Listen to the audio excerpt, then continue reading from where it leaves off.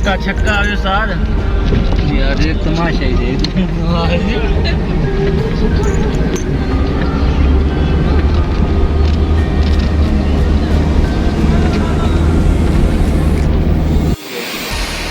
Photo ले चलो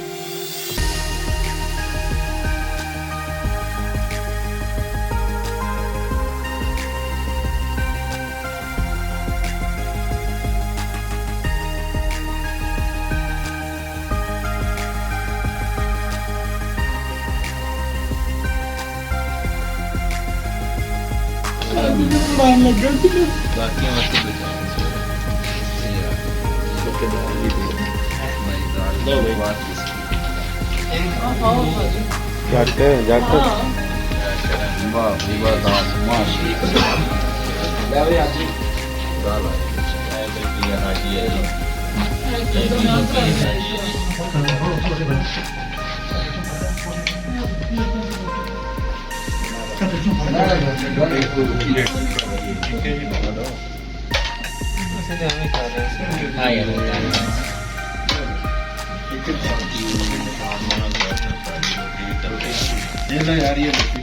अली का इंतजार नहीं किया किसी ने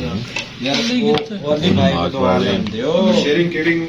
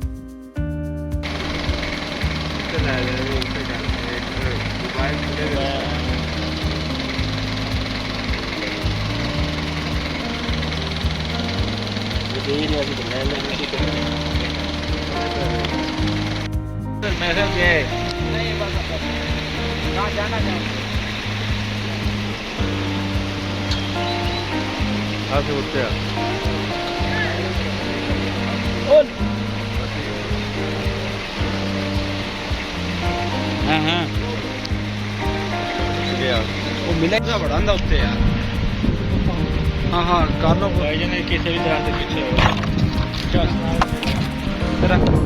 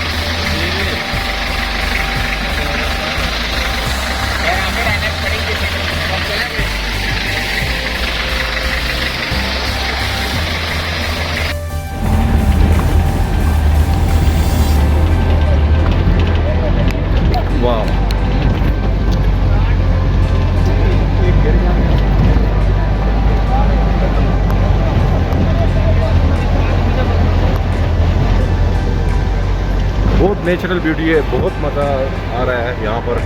ये मेरा एक्सप्लोरेशन यहाँ पे और भी और तजस्सुस बढ़ रहा है कि यार ये थी लैंडस्केप मोड में। आप लोग अपने चैनल्स पे भी लगा सकते हैं, साथ हमारी भी थोड़ी बहुत इसमें ब्रांडिंग कर लें। ये काला चश्मा पॉइंट और ये वो ब्रेड टेकिंग व्यू है काला चश्मा के पास, जहाँ पे बैठ के आपकी घंटों का पता ही नहीं लगता कि कितनी देर आप बैठने और इस खूबसूरत जगहों को एंजॉय करते रहे।